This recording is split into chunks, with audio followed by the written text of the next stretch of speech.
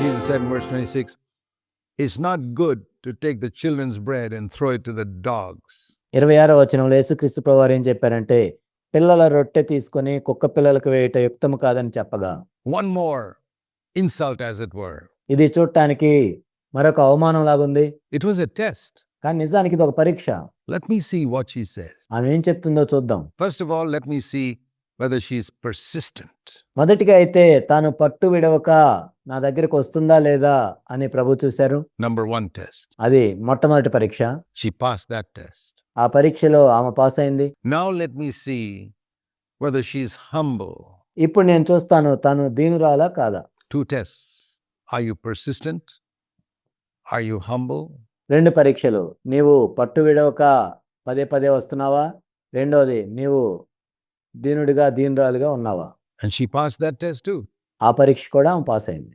Wonderful. ఎంత అద్భుతం. Both were tests, like examinations. 2 కూడా పరీక్షలు జరిగినట్లుగా. Tough examinations. But she passed. ఇవెంత కష్టమైన పరీక్షలు, కానీ ఆమె 2 పరీక్షల్లో కూడా పాస్ అయింది. The Lord said, you're a dog, I can't give it to you. ప్రభు ఏమన్నారంటే నువ్వు కుక్క లాంటి దానివి, నేను నీకు ఇవ్వలేను అన్నాడు. And she said, yes Lord, I take that place of a dog. అవును ప్రభు, ఆ కుక్క స్థానాన్ని నేను తీసుకుంటున్నాను. I'm nothing, I'm nobody. నేను ఏమీ కాని దాన్ను. I deserve nothing from you. నిజానికి నీ దగ్గర నుండి పొందే అర్హత నాకేమీ లేదు. But can't the dogs get at least the crumbs that fall from the table? కానీ కుక్క పిల్లలు కూడా తమ యజమానుల బల్ల మీద నుండి పడు ముక్కలు తినును కదా. And see how excited Jesus was when he heard that reply. That's what he was waiting for. అందుకే యేసుక్రీస్తు ప్రభువారు ఈ ప్రత్యుత్తరం వినంగానే ఎంతో ఉత్తేజపరచబడ్డారు. దాని గురించి ఆయన ఎదురు చూస్తున్నారు. When he tested her first, he wanted her to pass the test of persistence.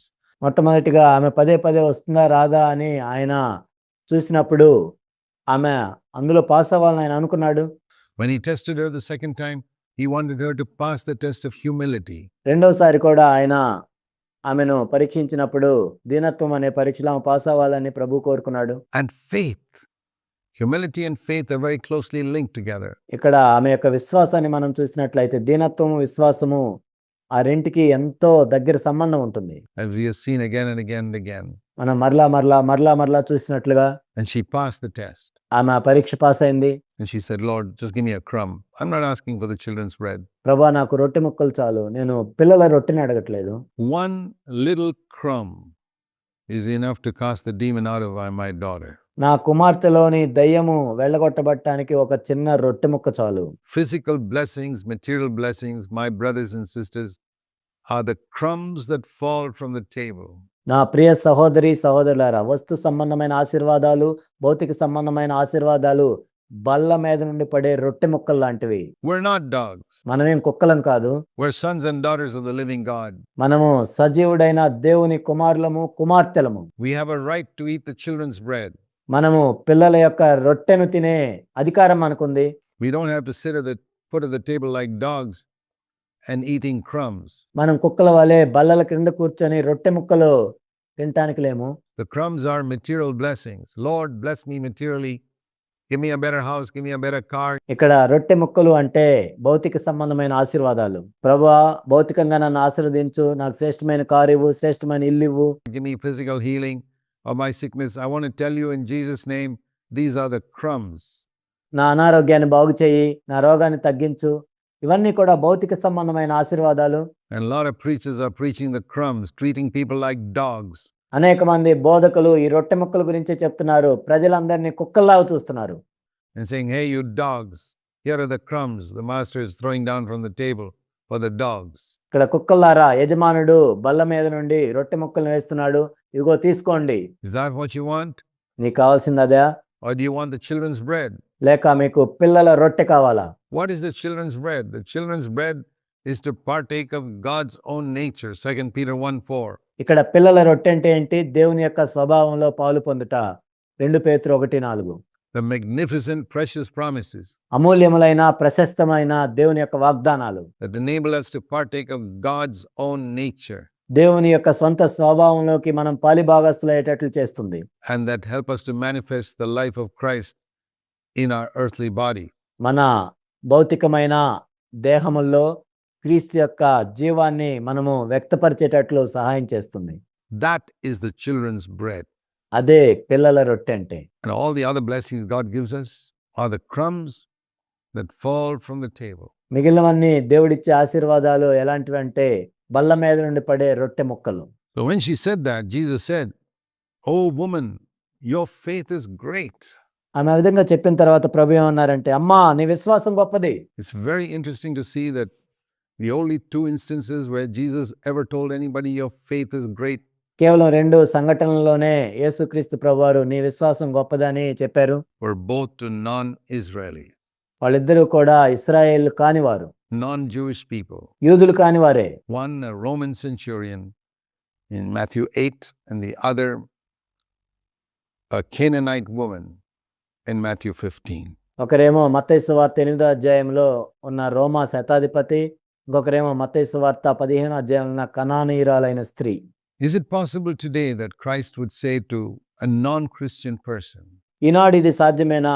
ఒక క్రైస్తవేతరునికి క్రీస్తు నా మీద నీకున్న విశ్వాసం గొప్పది అని చెప్పటం. your faith in me is great? Some of these Christians who claim to be born again believers, they don't have 10% of the faith you have. తిరిగి జన్మించాము అని చెప్పుకునే క్రైస్తవుల్లో నీలో ఉన్న విశ్వాసంలో 10% కూడా వాళ్ళకి లేదు. Yeah. I've seen non-Christian people who have trusted the Lord for something and found remarkable answers to prayer. అవును, నేను కూడా చూశాను. క్రైస్తవేతరులు క్రీస్తు మీద నమ్మకం ఉంచి కొన్ని విషయాల మీద వాళ్ళు ఆ విధంగా ఉంచినప్పుడు వాళ్ళు ఎంతో అద్భుతమైన జవాబులు పొందినట్లు నేను చూశాను. And I've seen Christian people, born again Christian people, who trust in themselves and proud that they are born again. తిరిగి జన్మించిన క్రైస్తవులు వాళ్ళ మీద వాళ్ళే నమ్మకం ఉంచుకొని మేమేదో తిరిగి జన్మించాము అని గర్వించి, Who don't get 1% of what that other person got who came from some non-Christian faith. క్రైస్తవేతర విశ్వాసం నుంచి వచ్చి పొందుకున్న ఆ వ్యక్తిలో కనీసం 1% కూడా ఈ వ్యక్తి పొందుకున్నట్లు నేను చూడలేదు. So what I want to say is, if we come with persistence and faith and humility, కాబట్టి నేనేం చెప్పదలుచుకున్నానంటే, మనము పదే పదే ప్రభు దగ్గరికి వచ్చి దీనత్వంతో విశ్వాసంతో వచ్చినట్లయితే there's a lot we can get from God, దేవుని దగ్గర నుంచి మనం ఎంతో పొందుకుంటాం. which we won't get if we don't come with that persistence or that humility or that faith. కానీ మనము ఆ పట్టుదలతో, ఆ దీనత్వంతో, ఆ విశ్వాసంతో రానట్లయితే మనం ఏమీ పొందలేము. And it says here the daughter was healed at once.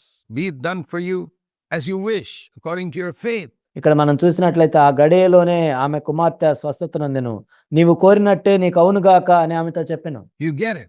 నీవు పొందుతావు అని ప్రభు చెప్పారు.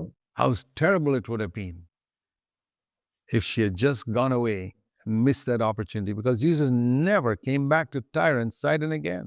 ఒకవేళ ఆమె వెనక్కి తిరిగి వచ్చినట్లయితే ఎంత గొప్ప అవకాశం కోల్పోయేది కదా. ఎందుకంటే మరలా యేసుక్రీస్తు ప్రభువారు తూరు సీదోను ఎప్పుడు రాలేదు. Sometimes it's just one last opportunity you have కొన్నిసార్లు ఎలా ఉంటుందంటే ఒక్క చివరి అవకాశాన్ని నువ్వు కలిగి ఉంటావు. to trust God and expect Him to do a miracle for you.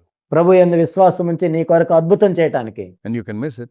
నువ్వు దాన్ని కోల్పోవచ్చు.